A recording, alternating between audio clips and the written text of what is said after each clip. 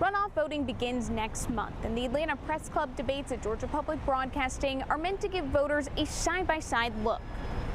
Debates are actually very informative. Political science professor Ben Taylor says that empty podium is instant campaign fuel. If I were Lieutenant Governor Jones, I would love the opportunity to have an empty podium. Who can you depend on, in times of crisis? Atlanta Press Club Executive Director Laurie Strauss confirmed CEO Healthcare Executive Rick Jackson declined due to a scheduling conflict. Jones is already using it to attack. Obviously, we exposed him on the first debate, where just asked him just a couple questions, and he couldn't answer it. Jackson's campaign says he's already committed to a separate event, including a stop with Senator Rick Scott. Says he'll debate later. My opponent basically represents the political class, and I represent the forgotten class. On Sunday, voters do get a true face-off in the GOP U.S. Senate runoff. Congressman Mike Collins versus former football coach Derek Dooley. Mike Collins.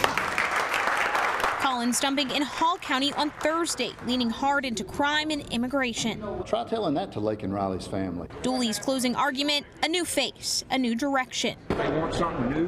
They want a political outsider. Taylor says in runoffs, debates matter more because the viewers are the voters most likely to show up.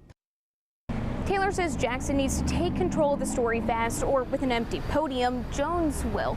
Laurie Strauss, executive director for the Atlanta Press Club debates, says that they have other candidates who won't be able to make it due to scheduling conflict, including Keisha Waits for insurance commissioner and Joyce Marie Griggs for District 1. In Atlanta, I'm Abby Casores.